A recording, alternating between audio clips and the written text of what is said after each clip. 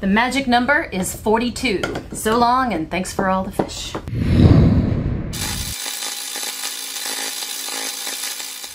I don't like to throw away anything that could potentially be reused, especially nowadays.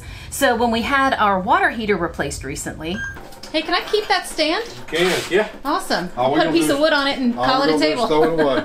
Yes, I did have someone else do it for me. I decided, in a moment of presumed insanity, that I would make an octagon tabletop to go inside of that square rack. On the surface, this is very straightforward. Each of your side pieces needs to be cut at a 22.5 degree angle, which is very easy to do on a miter saw. The way to figure out the lengths of the outside sides of your octagon is to multiply each of the sides of your square by 0.42. The problem that I ran into was measuring the proper square to begin with. I assumed that each side of my square would be measured from the inside of each of the legs. But when I did that and I applied the proper formula and double-checked using my calculator, I realized that that was going to be way too small. So I thought, maybe I need to measure from the outside of the legs. Went through the whole process again, but again it wasn't quite right. And after playing with it and finagling it a little bit, I realized that my square actually needed to be measured at a 90-degree angle from the legs. Then I started cutting the pieces based on that, and then it worked perfectly. But I tell you, it took me a couple hours to figure that one out.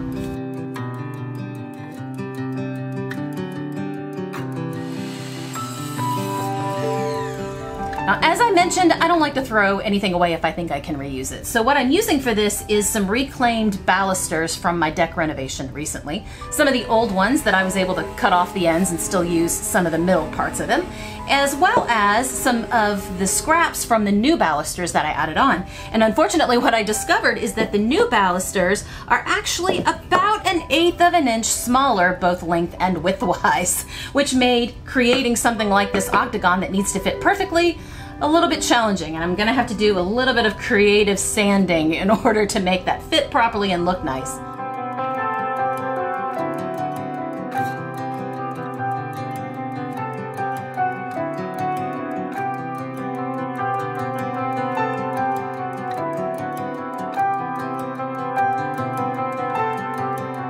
Once I had them all glued together, they didn't all properly perfectly match up. So I did have to do some trimming, but as long as you stick to that 22.5 degree angle when you're slicing them down, and you make sure that each piece is the same size, we should be fine. I'm hoping. That didn't really work out the way I'd hoped. By the time I trimmed down each of the pieces and started putting the whole thing together, I realized I had removed a significant amount of the surface area of the octagon. Making it too small to fit the way I wanted inside the rack. Shit. What am I gonna do? And thus began the improvisation. I still had a few more balusters, so I cut 8 more pieces to add 1 more ring to the outside. This, of course, made the octagon too big to fit inside the rack as I had originally planned. So I cut the tips off of the rack using a multi-tool to cut a groove as a guide for my reciprocating saw. Since the balusters weren't all the same size, they didn't meet up exactly perfect in the middle, so I ended up cutting a rather wonky octagon for the centerpiece.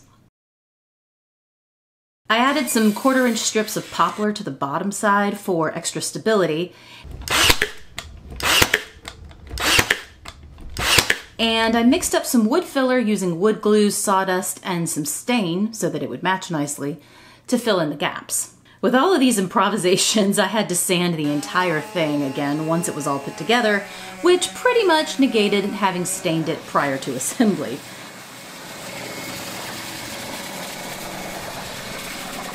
So I went back and stained it again. My original plan was to use 2 different stains, but I decided using one stain would hide the flaws a lot better.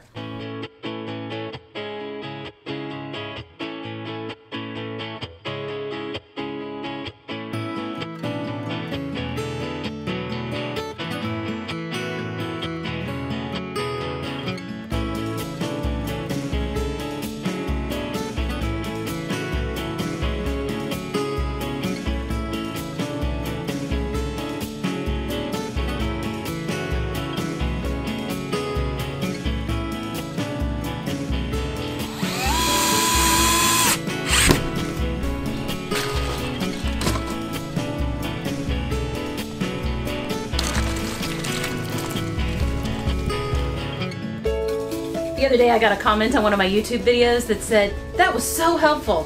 Thanks, Wholesome Karen." I think I'll use that as my name on all my Google reviews from now on. Wholesome Karen, saying nice things to managers across the US.